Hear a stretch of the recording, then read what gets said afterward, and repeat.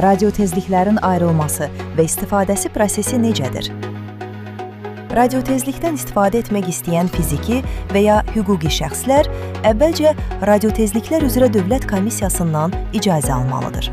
Bu proses Azərbaycan Respublikası Nazirlər Kabinetinin 2007-ci il 1 fevral tarixli 22 nömrəli qərarı ilə təsdiqlənmiş radiotezliklərin ayrılması, qeydiyyatı, istifadəsi və ödənişlərin təyin olunması qaydaları ilə tənzimlənir.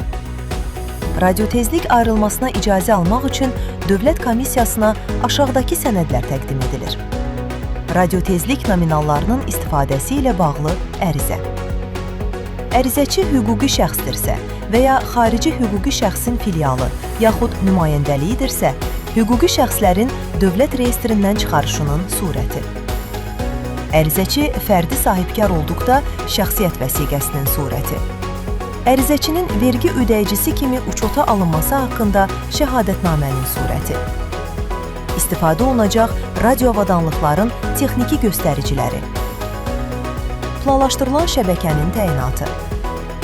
Radiotezliklərin diapazonu, sayı, zolaq eni və texnologiya haqqında məlumatlar. Dövlət Komissiyasının iclasında müvafiq qərar qəbul edildikdən sonra istifadəçi konkret tezlik nominalının, kanalın ayrılması üçün 10 gün müddətində Dövlət Radiotezliklər İdarəsinə müvafiq sənədlərlə müraciət etməlidir.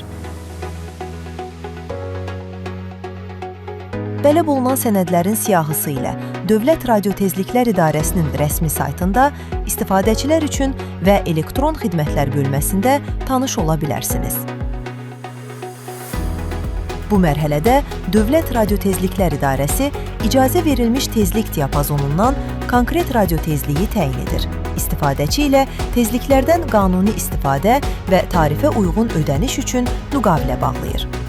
Bu mərhələ başa çatdıqdan sonra radioavadanlıqların mülki dövriyyəsinə Rəqəmsal İnkişaf və Nəqliyyat Nazirliyindən xüsusi icazə alınmaqla radioelektron vasitələrin anket sənədləri Dövlət Radiotezliklər İdarəsinə təqdim edilir və ödəniş edildikdən sonra qeydiyyata alınır.